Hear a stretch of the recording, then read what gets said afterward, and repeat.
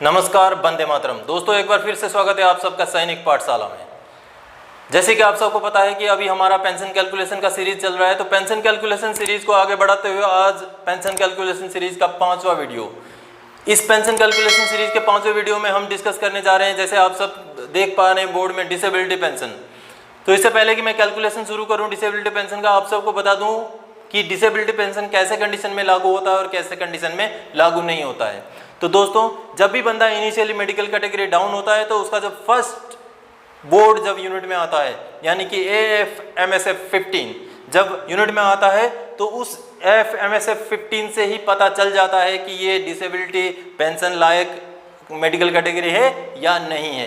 क्योंकि जो 15 नंबर जो फॉर्म होता है उसका जो 17 नंबर और 18 नंबर जो कॉलम होता है उसमें क्लियरली मेंशन रहता है कि डिसेबिलिटी पेंशन के लायक है ये केस या नहीं है।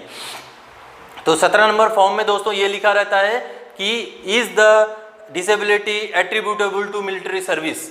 उसमें अगर येस है तो वो डिसेबिलिटी पेंशन उसको लागू है, अगर नो है तो उसको डिसेबिलिटी पेंशन लागू नहीं है। लेकिन उसके अलावा 18 नंबर जो कॉलम होता है उसमें लिखा रहता है कि is the disability aggravated by military service. अगर इसमें भी येस है तब लागू है, अगर नो है तो लागू नहीं है। यानी कि दोनों में से अगर एक में भी येस है तो लागू है, दोनों में से अगर एक में भी येस है तो लागू है, अगर दोनों में नो है तब लागू नहीं है।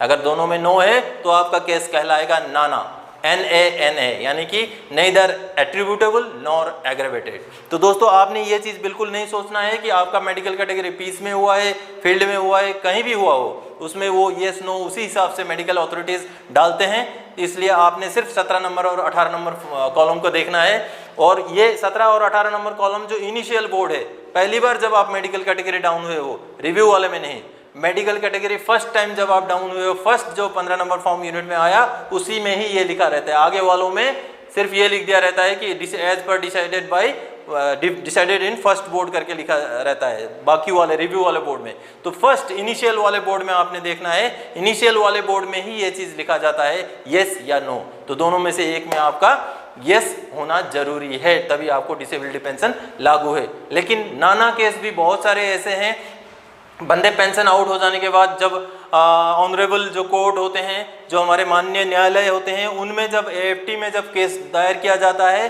तो ऐसे बहुत सारे केसेस हैं जिसमें AFT ने, माननीय न्यायाधीश ने केसेस को ग्रांट करते हुए, उनको डिसेबिलिटी को बिल्कुल ग्रांट करते हुए उनको डिसेबिलिटी पेंशन दिया गया है। तो रिसेंटली एक 5-6 दिन पहले का एक केस है, डायबिटिक मेलिटस टाइप 2।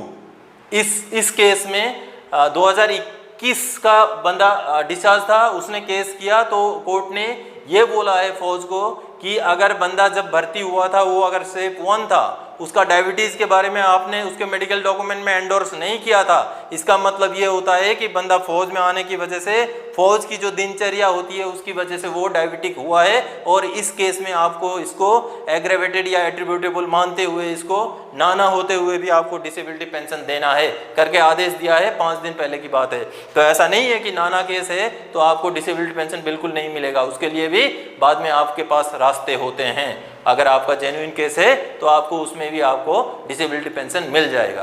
तो नॉर्मली इन नॉर्मल में ये बताना चाहता हूँ कि अगर आपका 17 नंबर या 18 नंबर कॉलम में, पहले बोर्ड के 17 या 18 नंबर कॉलम में येस लिखा हुआ है तो आपको डिसेबिलिटी पेंशन लागू है। अब हम चलते हैं डिसेबिलिटी पेंशन के कैलकुलेशन की ओर। तो इससे पहले कि डिसेबिलिटी पेंशन का कैलकुलेशन हम शुरू करें, मैं आप सबको रिक्वेस्ट कर दूं, नया चैनल है, चैनल को सब्सक्राइब जरूर करें, बेल आइकन को प्रेस करें ताकि आपको हमारे वीडियोस के नोटिफिकेशन आते रहें और आपको विभिन्न प्रकार के जो आपको आपके ज़िंदगी में, आपके सर्विस करियर में, आपके आफ्टर पेंशन रिटायरमेंट के बाद जो जानकारी आपको चाहिए, जिसकी वजह से आपके बहुत सारे फायदे हो सकते हैं, वो चीज़ आपको मिल सकें, टाइम से मिल सकें। और वीडियो अच्छा लगे तो शेयर जरूर कीजिए, लाइक कीजिए, कमेंट कीजिए ताकि हमें प्रोत्साहन मिलता रहे कि आगे आपके लिए और हम वीडियोस, आपके फायदेमंद वीडियोस बनाते रहें। तो चलिए दोस्तों, हम कैलकुलेशन की ओर आगे बढ़ते हैं। आप सबको मैं बता दूं, जो कैटेगरी होते हैं डिसेबिलिटी पेंशन के कैटेगरी होते हैं वो 3 होते हैं। एक होता है 100% डिसेबिलिटी, 100% डिसेबिलिटी, एक होता है 75% डिसेबिलिटी और एक होता है 50% डिसेबिलिटी। ये आपका मैं डिसेबिलिटी की परसेंटेज बता रहा हूँ। आगे जो इतने परसेंटेज में कितना पैसा मिलेगा उसका परसेंटेज दूसरा है।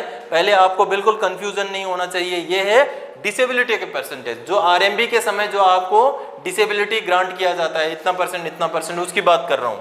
अगर आपको आरएमबी के समय 20% से लेकर के 49% तक होता है तो आप 50% कैटेगरी में आ जाएंगे, ठीक है। अगर आप 50% से लेकर के 75% आपको मिलता है आरएमबी में तो आप 75% के कैटेगरी में आ जाएंगे। और अगर आपको 76 से लेकर के 100% के उसमें दिया जाता है डिसेबिलिटी तो आप 100% डिसेबिलिटी कैटेगरी में आ जाएंगे। अब ये जो कैटेगरी है 20% से नीचे भी आपको डिसेबिलिटी पेंशन मिल सकता है, लेकिन नॉर्मल जो टर्म्स एंगेजमेंट खत्म करके जब हम पेंशन आउट होता है तो उसके लिए आपको 20% मिनिमम लेना जरूरी होता है आरएमबी में। लेकिन अगर आप इनवैलिड आउट हो रहे हैं, आपका एग्रेवेटेड या एट्रीब्यूटेबल है तो आपका 1% में भी आपको 50%, अगर इनवैलिड आउट है तो वो चीज़ 20 के बजाय 1 हो जाता है। 1 से लेकर 49% तक आपको 50% डिसेबिलिटी मिलेगा। उन चीज़ों के बारे में मैं आपको अलग से वीडियो बनाऊंगा जब डिसेबिलिटी पेंशन का हमारा सीरीज चलेगा डिसेबिलिटी का, उसमें मैं बताऊंगा। आज सिर्फ डिसेबिलिटी पेंशन का हम कैलकुलेशन करके दिखा रहे हैं। तो दोस्तों अब ये तो हो गया आपका डिसेबिलिटी का परसेंटेज। अब इसमें आपको कितना पैसा मिलना है उसके बारे में मैं अभी आपको समझाता हूँ। जैसे कि हमने पिछले वीडियोज में भी कैलकुलेशन किया था एक ऐसे बंदे को लेके जिसका बेसिक पे 38,100 है, यानी कि 38,100 जो हमने एग्रीगेट माना था, उसमें 5200 उसका मिलिट्री सर्विस पे और 450 रुपये उसका क्लास पे हमने जोड़ दिया। अब इसको जोड़ने के बाद जो बनता है उसको क्या बोलते हैं हम, लास्ट रिकॉनेबल इमोलूमेंट्स, RLRE, लास्ट रिकॉनेबल इमोलूमेंट्स। इसका बन रहा है 43,750। ये इसका लास्ट रिकॉनेबल इमोलूमेंट्स है जिसके ऊपर इसका पेंशन कैलकुलेशन होता है। तो हमारा डिसेबिलिटी पेंशन का भी कैलकुलेशन इसके ऊपर ही होगा। तो ये जो है ये आपका 100% अगर आपको डिसेबिलिटी मिलता है तो आपको LRE का 30% मिलेगा। इसके साथ इसको कंफ्यूज ना करें, ये अलग चीज, इसका हमने खत्म कर दिया। अभी आगे हम बढ़ रहे हैं फाइनेंशियली कितना फायदा होना है। फाइनेंशियली आपको जो मिलना है LRE का 30% मिलता है अगर बंदा 100% डिसेबिलिटी उसको मिलता है। तो अगर उसको 75% डिसेबिलिटी मिलता है तो LRE का 22.5% मिलता है, और अगर उसको 50% मिलता है तो LRE का 15% मिलता है। इसके साथ DA भी लगता है। तो मैं आपको कैलकुलेशन दिखा देता हूँ। 100% डिसेबिलिटी इस बंदे को अगर 100% डिसेबिलिटी मिलेगी तो कितना होगा, 75% डिसेबिलिटी मिलेगा तो कितना होगा, 50% डिसेबिलिटी मिलेगा तो कितना होगा।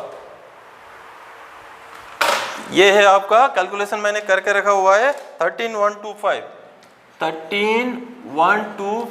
ये 100% डिसेबिलिटी में, और 9844 ये हो गया आपका 75% में, और 6563 हो जाएगा आपका 50% में। अब दोस्तों 0.5 अगर आता है तो वो इंडिविजुअल की तरफ जुड़ता है। जैसे इसमें 0.5 था, 6562.5 तो वो 3 में आ गया, इंडिविजुअल की तरफ वो जुड़ता है। तो अभी ये हो गया आपका बेसिक डिसेबिलिटी पेंशन। अगर ये बंदा 38,100 बेसिक पे वाला बंदा 50% डिसेबिलिटी के साथ घर जाता है तो उसको 6,563 रुपया मिलेगा, उसके ऊपर DA भी मिलेगा, ठीक है। तो लगभग 10,000 हो जाता है। लेकिन एक चीज मैं बता दूं, अगर आपने सर्विस पेंशन में कम्यूटेशन ले रखा है तो इसमें भी आपको कम्यूटेशन लेना पड़ेगा, और कम्यूटेशन का हिसाब किताब बिल्कुल वही है। आपको DA इस पर कैलकुलेट किया जाएगा। मान लीजिए अगर इसका DA मान लीजिए अगर 3,000 होता है तो इसमें से आधा पैसा कट जाएगा और इसका आधा और 3,000 जुड़ करके आपको मंथली डिसेबिलिटी पेंशन में मिल जाएगा। तो यही था इसका कैलकुलेशन, इससे ज़्यादा कोई बिल्कुल कॉम्प्लिकेटेड नहीं है। तो दोबारा से आप सबको बता दूं, वीडियो अच्छा लगा हो तो शेयर कीजिए, चैनल को सब्सक्राइब कीजिए, बेल आइकन को जरूर दबाइए और कमेंट करना ना भूलें।